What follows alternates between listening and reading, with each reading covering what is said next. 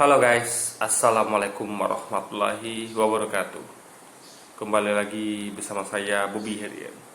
Kali ini saya ingin mengomentari video dari Louis Prasetyo yang judul Faham Khilafah Masuk DPR. Bagaimana nasib Kristen Cirebon? Langsung tonton videonya dan habis itu akan kita komentari. Halo, assalamualaikum. Saya ingin kalian melihat semua video ini, pengucapan sumpah anggota DPRD Cirebon yang dibacakan oleh Ketua DPRD Cirebon. Yang lucunya di sana ada bagian yang demi Allah kami bersumpah akan menjaga kesatuan Republik Indonesia dari pengaruh komunis dan khilafah. Begitu ada kalimat khilafah, dia menyetop pembacaan sumpah dan mencoret tulisan khilafah, dan anggota yang lainnya berteriak batal, diulang, minta sumpah diulang kembali tanpa kalimat khilafah. Artinya mereka mau menjalankan sistem khilafah di Cirebon. Bapak Mendagri, Bapak Tito Karnavian, saya harap Bapak bisa bertindak tegas untuk kejadian ini. Tidak pakai tawar-menawar lagi Pak, bukan salah baca, bahkan diulang, tulisannya dicoret.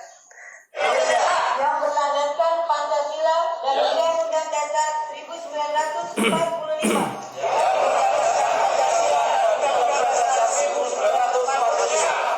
Demi Allah, kami bersumpah akan menjaga kesatuan dan persatuan bangsa di negara kesatuan Republik Indonesia. Demi terciptanya masyarakat adil dan makmur. Demi Allah, kami bersumpah akan menjaga negara kesatuan Republik Indonesia dari pengaruh paham komunisme dan khilafah.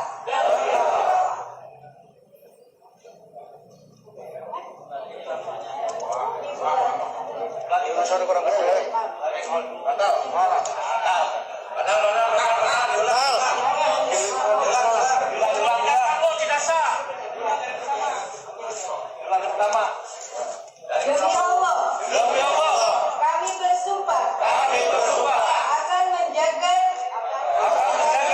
negara kesatuan Republik Indonesia dari pengaruh paham komunisme, liberalisme, leninisme, sekularisme. Cirebon, 6 Juli 2020.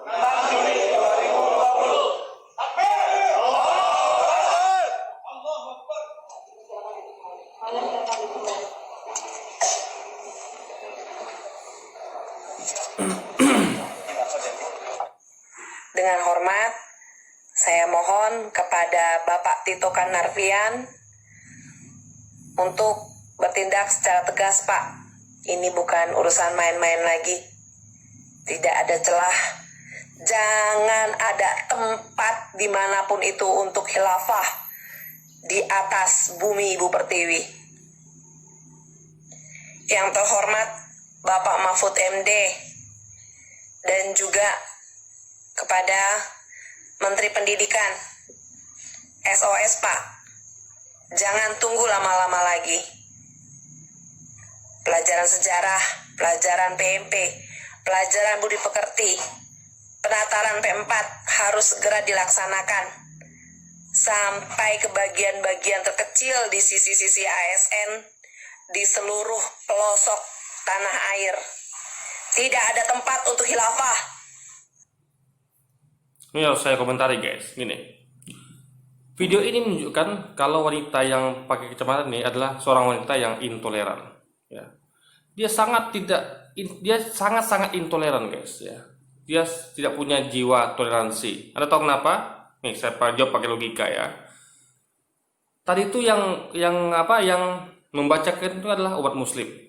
Ingat, mereka umat muslim dan khilafah ada dalam ajaran mereka.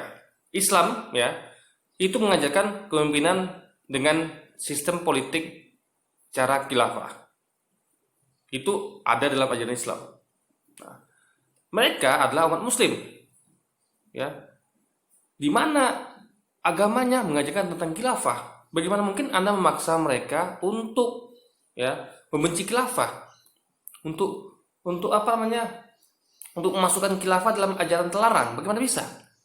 Kalau Anda yang bukan muslim silakan, Anda tidak memakai ajaran khilafah. Mereka ya gini guys ya, apa saya katakan ya, khilafah itu suatu sistem politik dalam Islam, cara membangun pemerintahan dalam Islam, dan itu yang Rasulullah ajarkan. Rasulullah itu memimpin dengan cara khilafah.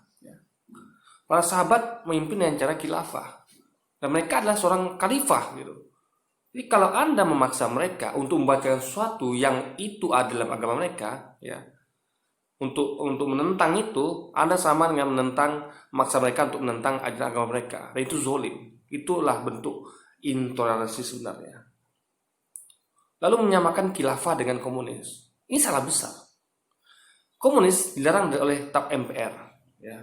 TAP MPR, nah tahun saya lupa tahunnya ya, nomor berapa itu, jelas dilarang dalam TAP MPR, dan itu sah, itu sudah lama seperti itu, ya. Bahkan ada aksi-aksi mau dicabut gitu, ya kan? Yang pastinya itu yang melakukan itu adalah kaum komunis. Nggak mungkin kaum agamis itu mau coba-coba untuk mencabut TAP itu. Nah, ada TAP-nya, pelarangan komunis Indonesia. Ya. Khilafah tidak pernah ada TAP itu, nggak pernah ada larangan untuk khilafah. Ya. Yang dilarang adalah HTI, ya. HTI, Hizbut Tahrir Indonesia, dan juga itu dilarang di banyak negara, ya kan? Yang dilarang adalah organisasi HTI, bukan khilafahnya.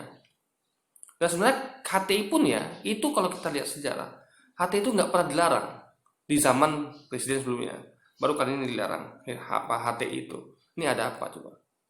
Anda tahu, yang selalu masalah dengan Islam itu adalah kaum komunis, ya, yang selalu berusaha untuk membubarkan organisasi Islam, ya, partai Islam itu adalah orang-orang komunis yang benci dengan khilafah, benci dengan syariat Islam, yang benci dengan hal-hal berbau Islam, itulah hanyalah kaum komunis, nggak ada yang lain.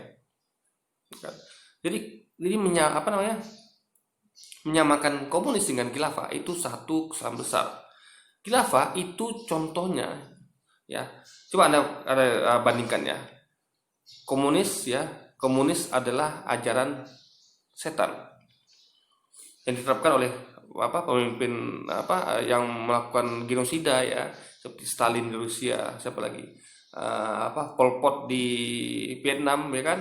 Lalu Indonesia itu pada kejadian 2 kali, ya, Musso tahun 48, Aidit tahun 65. Itu komunis jelas ajaran yang dikutuk, dilaknat karena menimbulkan genosida.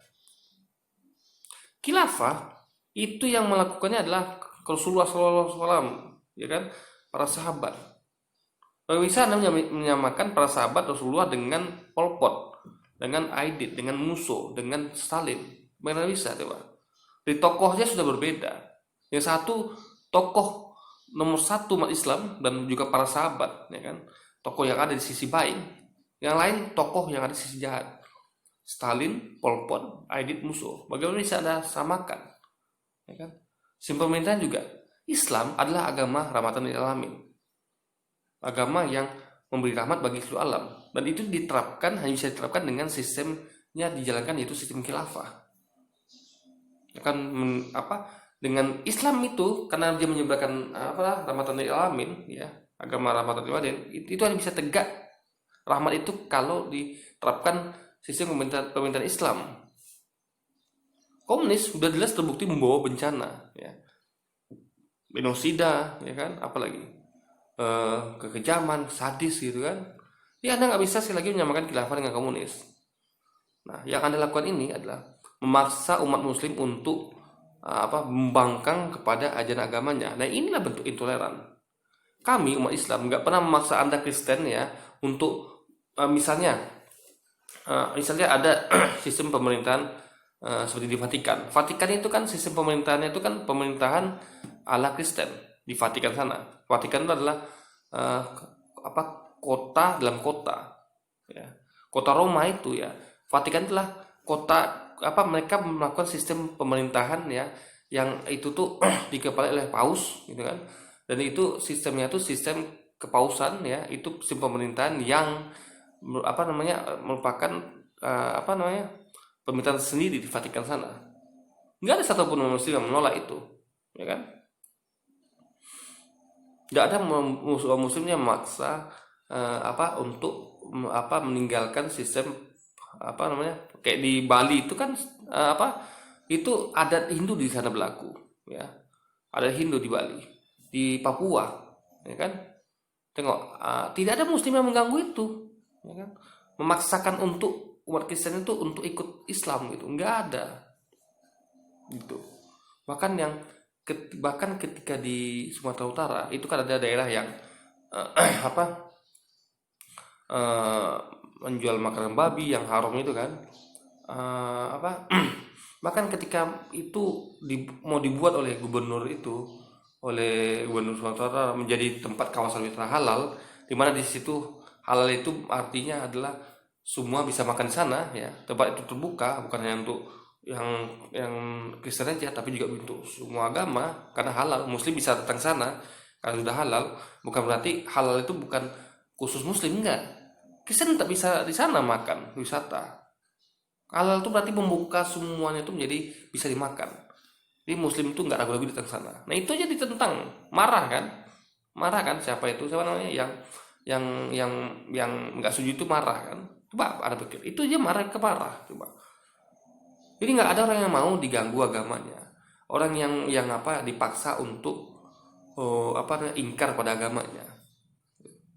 Bagi Anda yang bukan muslim, bagi Anda nggak berat ucapkan itu, ya, apa namanya, kami anti khilafah. Bagi Anda nggak berat karena Anda seorang Kristen, kan, seorang non muslim. Bagi kami berat karena itu mengingkari ajaran kami, mengingkari Rasulullah, mengingkari para sahabat yang mereka adalah para khalifah yang menerapkan apa sistem khilafah.